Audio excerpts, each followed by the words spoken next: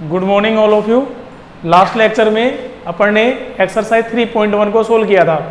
अब एक्सरसाइज 3.2 और 3.2 को सोल्व करने से पहले 3.2 के जो एग्जाम्पल्स हैं उनके बारे में बात करेंगे और उससे भी पहले 3.2 में जो मेथड यूज आएंगे उसकी बातें करते हैं। सबसे पहला जो टॉपिक है वो है अवयव का योग या अंतर को व्यवकलन भी बोलते हैं। अब सबसे पहले बात करते हैं अवयव का योग या अंतर कैसे ज्ञात किया जाता है। दो अवयव का योग या व्यवकलन ज्ञात करने के लिए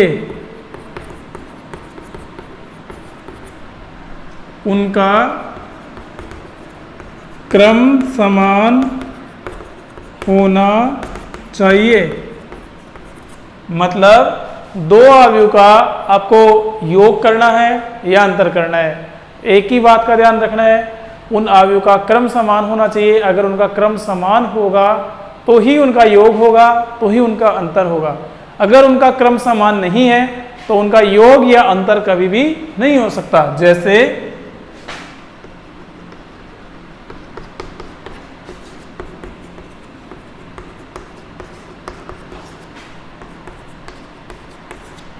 दो अवयव लिख दी मैंने, एक पहली अवयव और एक दूसरी। जो पहली अवयव है वो है 2 गुणा 3 क्रम की और जो दूसरी अवयव है वो है 2 गुणा 2 क्रम की। इनका योग या अंतर नहीं हो सकता। चाहे आप योग करना चाहो तो योग करें, अंतर कभी भी नहीं होगा। इनका योग या अंतर कभी भी नहीं होगा। क्यों? क्योंकि इनका जो क्रम है वो समान नहीं है। 2 गुणा 3, 2 गुणा 2। और जो अवयव का योग या व्यवकलन मीन्स अंतर जो भी करना है, देखो क्या लिखा मैंने, दो अवयव का योग या व्यवकलन ज्ञात करने के लिए उनका क्रम समान होना चाहिए। मीन्स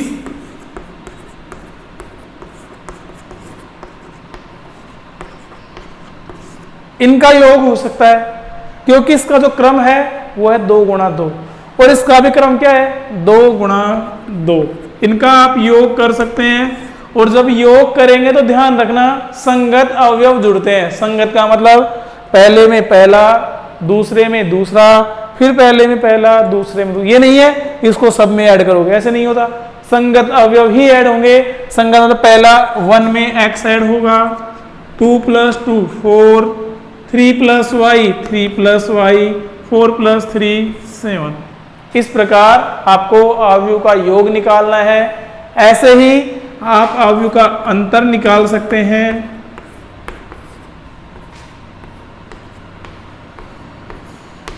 माइनस कर सकते हैं, वही बात आई, क्रम समान है तो माइनस भी होगा।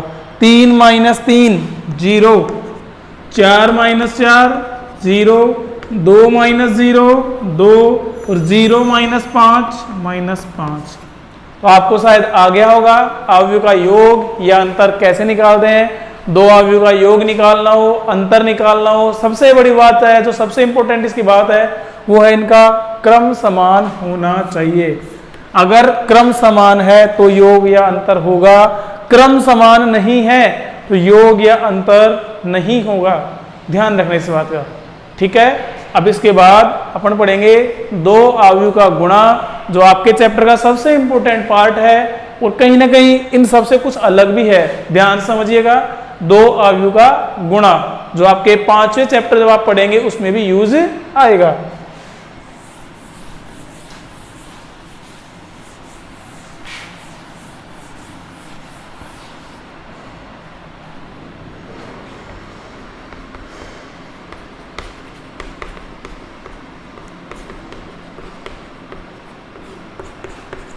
अवयव का गुणा नियम। दो अवयव गुणा होंगे यदि पहले अवयव की स्तंभों की संख्या दूसरे अवयव की पंक्तियों की संख्या के समान होगी, तभी अवयव गुणा होंगे।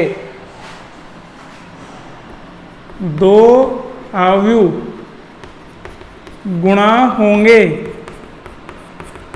यदि पहले अवयव की स्तंभों की संख्या दूसरे अवयव के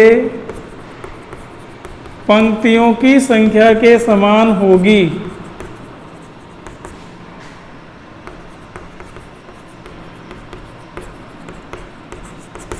समझ में आ गया होगा सभी को।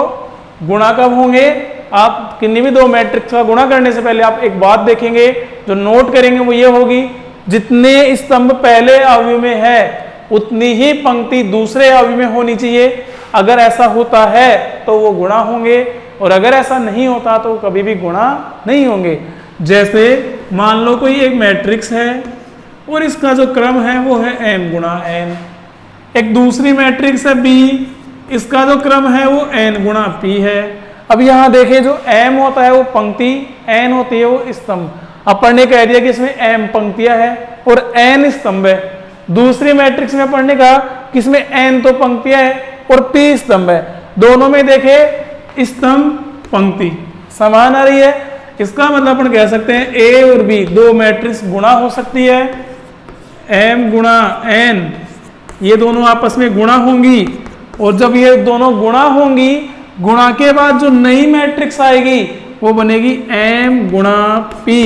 मतलब जब दो मैट्रिक्सों का गुणा होगा और गुणन के बाद जो प्राप्त होगा, जो नया अपने पास मैट्रिक्स बनेगी, उसमें पहली मैट्रिक्स में जितनी पंक्तियां हैं उतनी आएंगी, दूसरे मैट्रिक्स में जितने स्तंभ है वो आएंगे। ये समान होना चाहिए n n, मीन्स पहले की स्तंभ दूसरे की पंक्ति। इनको जैसे काउंट करना है, हाँ स्तंभ यहीं से काउंट करते हैं अपन, 1 2 3 1 2 3 इक्वल है तो मल्टीप्लाई होंगे, अगर इक्वल नहीं है तो मल्टीप्लाई नहीं होंगे। अपन अब कोई एग्जाम्पल करके देखते हैं। पहले मैं आपको गुणा का क्रम सिखाता हूं, फिर अपन एग्जाम्पल करते हैं, ठीक है। मान लीजिए a बराबर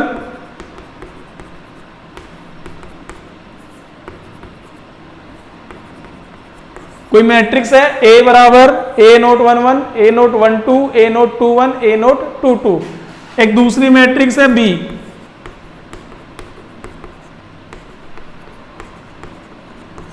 सबसे पहले अगर इनका क्रम देखें, दोनों का क्रम 2 गुणा 2 है।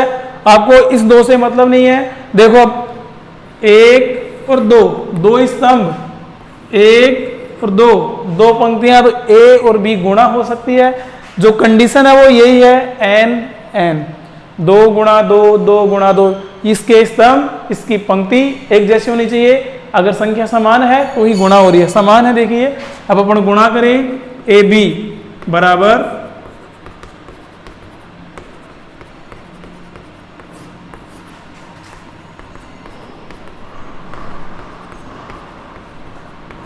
दोनों को गुणा करते हैं। अब गुणा करने का तरीका कुछ अलग है, ऐसे नहीं है कि इनका गुणा ऐसे कर देंगे। जब गुणा करेंगे तो अपन करेंगे पहली पंक्ति पहला स्तंभ, फिर पहली पंक्ति दूसरा स्तंभ, इसी क्रम को आगे बढ़ाएंगे दूसरी पंक्ति के साथ। देखिए गुणा कैसे होगा, पहली पंक्ति पहले स्तंभ से गुणा होगी और एक अवयव बनेगा। यहाँ कैसे करते हैं, पहली पंक्ति पहला स्तंभ, इसमें भी संगत अवयव, पहला पहले से गुणा, a11 b11 प्लस दूसरा दूसरे से गुणा, a12 b21, पहला पहले से दूसरा दूसरे से, गुणाओं का योग करना है। इस प्रकार पहला अवयव आ गया। अब पहली पंक्ति दूसरा स्तंभ, इसी क्रम में चलेगा। पहली पंक्ति दूसरा स्तंभ, दूसरा अवयव बनेगा यहाँ a11 b12 plus a12 b22। पहली पंक्ति पहला स्तंभ, पहली पंक्ति दूसरा स्तंभ, सेम दूसरी पंक्ति के लिए, दूसरी पंक्ति पहला स्तंभ, दूसरी पंक्ति ये है, ये पहला स्तंभ है, संगत अवयव गुणा होंगे फिर योग होगा, a21 b11 a22 b21। अब दूसरी पंक्ति दूसरा स्तंभ, दूसरी पंक्ति है a21 b12 plus a22 b22।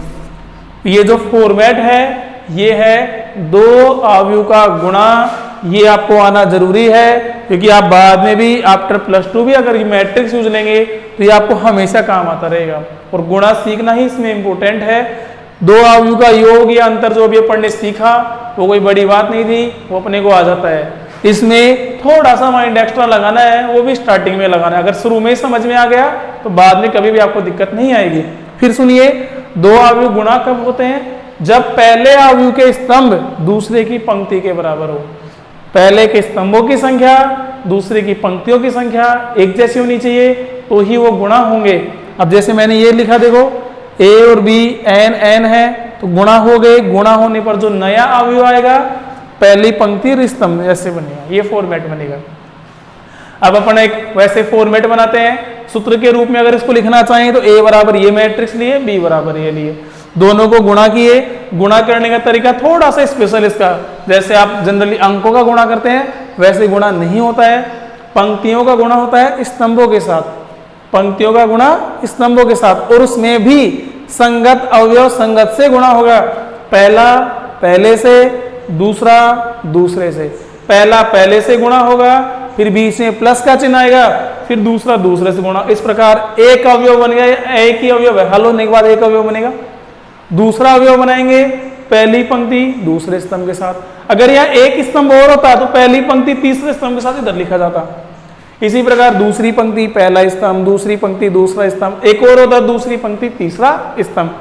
समझ में आ गया होगा आपको सभी को ये क्या फॉर्मेट है, इसको उतार लेना, बहुत काम की चीज है ये। अब अपन एक एग्जांपल लेते हैं जिससे आप गुणा सीख सके। इसको नहीं मिटाएंगे, ऊपर वाले पार्ट को मिटाते हैं, जिससे इसको देख देख के गुणा करें कि गुणा कैसे होते हैं। ठीक है,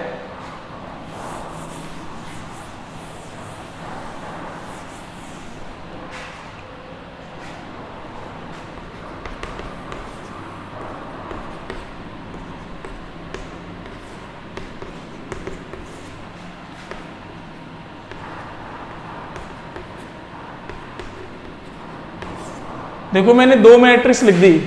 पहली मैट्रिक्स लिखी 2 गुणा 3, दूसरी लिखी 3 गुणा 3। ए बी निकालना है। ए बी निकालने से पहले ये देखें क्या ए बी बनेगा कि नहीं बनेगा। ए बी बन रहा है कि नहीं बन रहा है, इसके लिए देखो यहाँ कितने हैं 3, या यहाँ काउंट कर लो 1 2 3, मतलब 3 स्तंभ। इधर पंक्तियां देखो 1 2 3, जितने स्तंभ उतनी पंक्तियां, तो ये दोनों गुणा होंगे।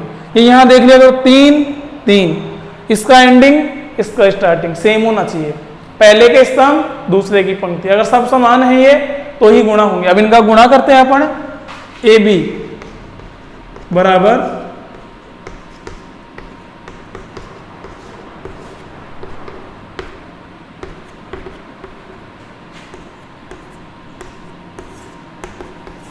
अब इनका गुणा करें।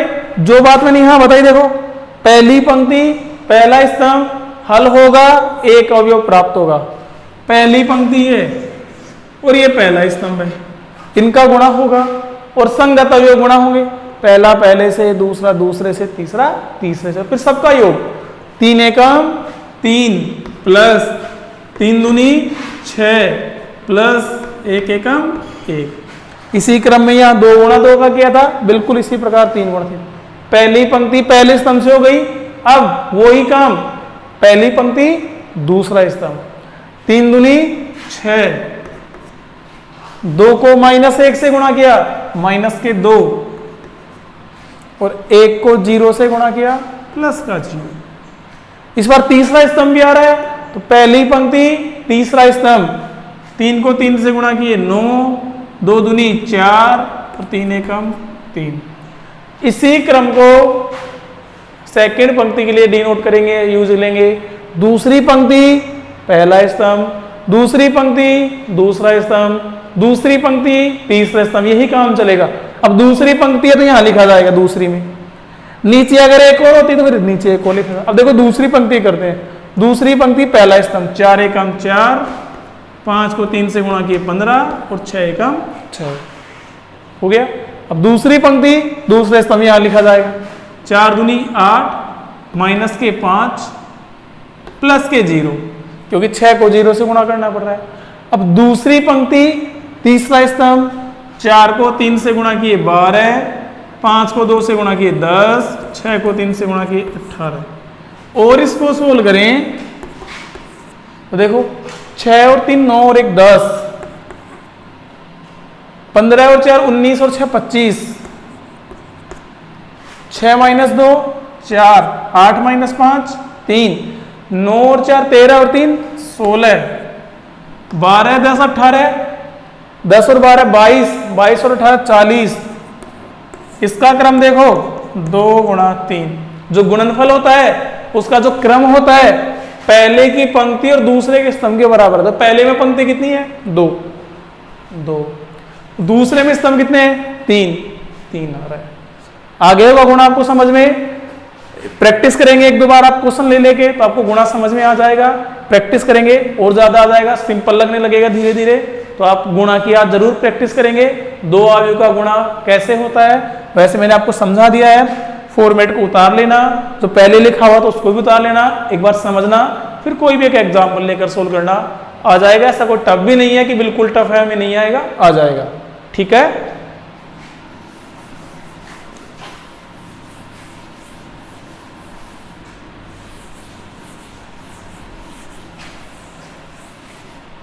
अब अपन ने अवयव का योग पढ़ लिया, अंतर पढ़ लिया,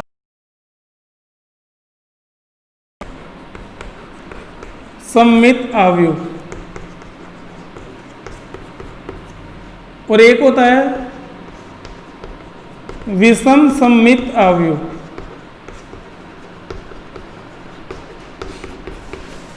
सममित अवयव क्या होता है और विषम सममित अवयव क्या होता है? सममित अवयव मीन्स ऐसा अवयव जिसके ट्रांसपोज में परिवर्तन करने पर अवयव अपरिवर्तित रहता है, सममित अवयव कहलाता है। यदि किसी अवयव को परिवर्त अवयव में बदला जाए तो अगर अवयव अपरिवर्तित हो, यदि किसी अवयव को परिवर्त अवयव में बदला जाए और परिवर्त अवयव में बदलने के बाद भी अवयव अपरिवर्तित रहे तो क्या कहलाता है? सममित अवयव कहलाता है। विषम सममित, यदि किसी अवयव को परिवर्त अवयव में बदलने पर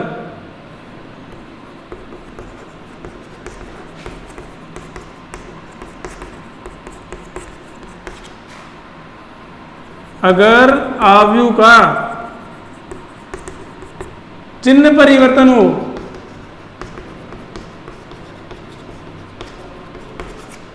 तो क्या कहलाएगा? विषम सममित अवयव। सममित अवयव किसी अवयव का ट्रांसपोज बनाए, ट्रांसपोज बनाने पर भी वो अवयव जैसा ही दिखे, कोई परिवर्तन नहीं हो, तो वो कैसा अवयव रहेगा? सममित अवयव। और अगर किसी अवयव को ट्रांसपोज बनाए, ट्रांसपोज बनाने पर माइनस का फर्क आ रहा है, माइनस कॉमन लेने पर वो ट्रांसपोज बन रहा है, तो वो बनेगा विषम सममित अवयव। मीन्स A बराबर A ट्रांसपोज। अगर कोई अवयव अपने ट्रांसपोज के बराबर है तो वो बनेगा सममित अवयव।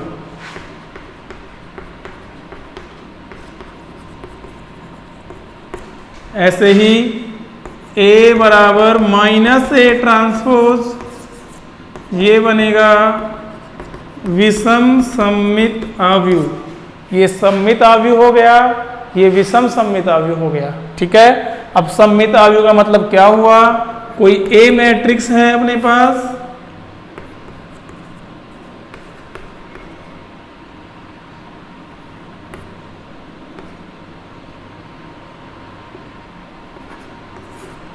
इसका ट्रांसपोज बनाते हैं। देखो,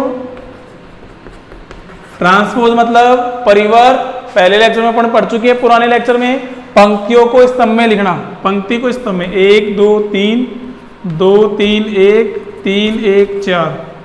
आप देख रहे हैं पंक्तियों को स्तंभों में लिख दिया, कोई फर्क नहीं हुआ। A बराबर बन रहा है, A बराबर आ रहा है A ट्रांसपोज। इसका मतलब ये सममित अवयव है, जो A है वो सममित अवयव है। विषम सममित अवयव की बात करें, A बराबर आपके पास है 1 2 2 1। इसका ट्रांसपोज बनाएं अपन, इसका ट्रांसपोज बनाएं तो 1 -2 2 1। देखो इन दोनों में फर्क हो रहा है नहीं हो रहा? अब जो चेंजिंग हो रही है वो अपने को सोल्व करनी है। सॉरी,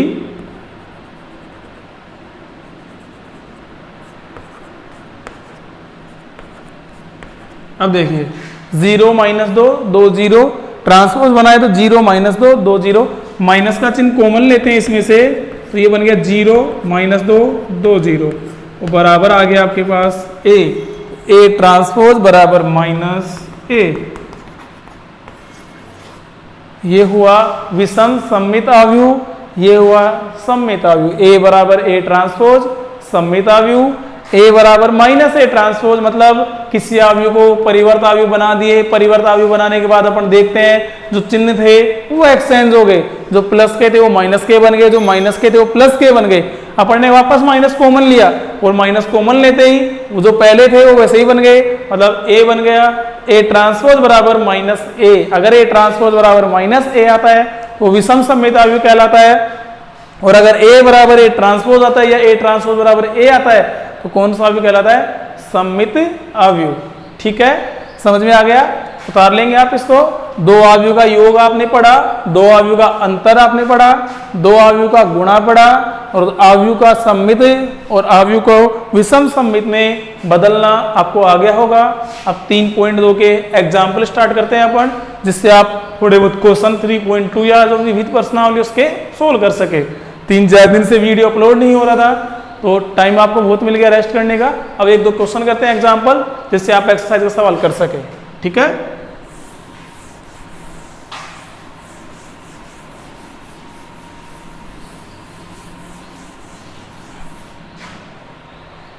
पहला एग्जाम्पल मतलब 3.2 का एग्जाम्पल फर्स्ट बुक के अकॉर्डिंग एग्जाम्पल नंबर 5। यदि a बराबर a कोई मैट्रिक्स है और a बराबर दिया हुआ है 2 4 -1 3 2 5, कोई मैट्रिक्स है a। इसी प्रकार एक मैट्रिक्स और है b और b बराबर है 2 1 0 -1 3 4। पर्सन कह रहा है यदि a बराबर ये है और b बराबर ये है तो 2a - 3b ज्ञात करो। अगर a और b दिए हुए हैं तो 2a - 3b ज्ञात करो। सिंपल सा है, 2a - 3b। a मैट्रिक्स लिख दो -3, b मैट्रिक्स लिख दो। पहले मैट्रिक्स को 2 से गुणा करो, और जब मैट्रिक्स किसी अचर से गुणा होता है तो मैट्रिक्स के सारे अवयव गुणा होते हैं, ध्यान रखने इस बात का। तो 2 दूनी 4 8 -2 6 4 10। इसको 3 से गुणा कर दो,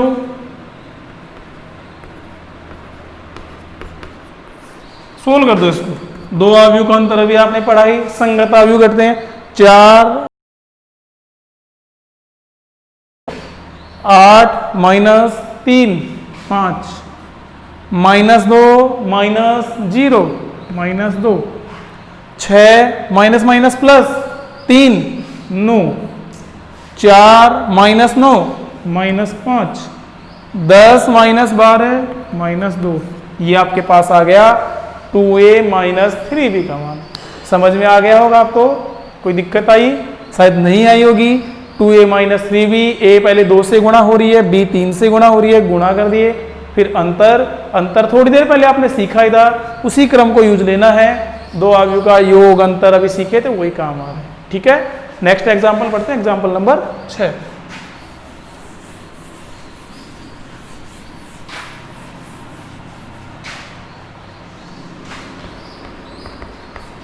एग्जांपल नंबर जो 6 है वो है एक मैट्रिक्स दी हुई है आपको B, और B मैट्रिक्स बराबर अपने को दिया हुआ है -2 2 0 3 1 4। इसी प्रकार एक मैट्रिक्स और दी हुई है C बराबर है B और C, दो मैट्रिक्स अपने को दे दी। पर्सन कह रहे हैं यदि 2a - 3b + 5c बराबर O, जहां O 2 गुणा 3 क्रम का शून्य आव्यूह है, तो आव्यूह A ज्ञात करो। दो मैट्रिक्स दे दी, तीसरी मैट्रिक्स O शून्य मैट्रिक्स है। शून्य के बारे में अपन ने शुरू में पढ़ा था, जिसके सभी अवयव शून्य हो, आपको आव्यूह A ज्ञात करना है। अब देखिए अपने पास फॉर्मेट है 2a -3b + 5c बराबर O। इसको जीरो नहीं बोलेंगे, ये O है। आप अपनी बुक में जब देखेंगे तो क्वेश्चन में देखना जीरो में और O में बहुत डिफरेंस है। जीरो ऐसे लंबा आता है और O ऐसे आता है, ठीक है, दोनों में फर्क है, ध्यान रखना। ये O है और शून्य मैट्रिक्स को O से रिप्रेजेंट करते हैं। जब मैंने आपको शुरू में मैट्रिक्स के प्रकार पढ़ाए थे तब उसमें बोला भी था, आप देख सकते हैं बोला हुआ है। ए आप ज्ञात करनी है तो अपन ने मैथ में शुरू से पढ़ा है, जिसको ज्ञात करना है वो एक तरफ, बाकी सब एक तरफ। तो 2a बराबर -3b प्लस में आ गया, प्लस का 5c माइनस में आ गया। 2a बराबर O शून्य अवयव है कितने क्रम का, 2 × 3, तो 2 × 3 बना दिए, प्लस 3 b दिया हुआ है, -5 c भी दिया हुआ है। इसको सोल्व करते हैं, आंसर आएगा 2a बराबर, फिर अपन बना लेंगे इसको a बराबर। देखो जीरो का कोई फर्क नहीं है, ये 3 से गुणा हो रही है, पहले 3 से गुणा कर सकते हो। -6 6 0 9 3 12, इसको 5 से गुणा कर दो,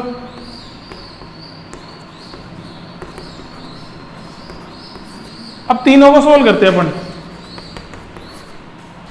0 प्लस माइनस माइनस, संगत अवयव को हल कर रहे हैं, पहला हल करेंगे, फिर दूसरे को ऐसे। 0 -6 तो माइनस के 6 बचे और फिर माइनस के 10, पहला एलिमेंट लिए तो माइनस की हुई है 16, ठीक है। 0 + 6 6 -0 6 आ गया। 0 + 0 0 -10 माइनस माइनस प्लस, तो प्लस के 10 आ गया। इसी प्रकार दूसरे में 0 0 इनको छोड़ दो, बार बार बोलने इस पे बेनिफिट तो हो नहीं रहा है। यहां से स्टार्ट करते हैं अपन। 9 - 26 3 - 5 -2 12 - 30 -18, ये अपने पास आ रहा है 2a बराबर। आपको निकालना है अवयव a, तो a बराबर 2 गुणा का इधर बटे में आएगा 1/2 -16 6 10 -26 -2 -18, सब में 2 का भाग देना है, और सब में जब 2 का भाग दोगे a बराबर -8 -13 3 -1 5 -9। इस प्रकार आप अवयव a ज्ञात कर सकते हैं। समझ में आ गया होगा आपको सभी को। अब आपको एक्सरसाइज के प्रश्न नंबर 1 3 4 5 और 9, ये 5 प्रश्न है जो प्रश्नावली 3.2 के जो अपन ने एग्जाम्पल पढ़े हैं उसी बेस पे हैं जो आपको हल करने हैं। Thank you.